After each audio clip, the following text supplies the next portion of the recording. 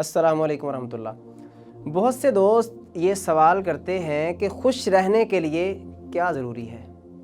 तो मैं आपको बताना चाहता हूँ कि खुश रहने के लिए आईफोन ज़रूरी नहीं है, खुश रहने के लिए बड़ी गाड़ी भी ज़रूरी नहीं है, खुश रहने के लिए बैंक बैलेंस भी ज़रूरी नहीं है, बल्कि खुश रहने के लिए अच्छे दोस्तों की अच्छी महफ़िल ज़रूरी है, जो आपको नमाज की दावत दे, जो आपको कुरान की तालीम से रास्ता करे, जो साया बन के आपके साथ चले, जो आईना बन के आपके साथ रहे।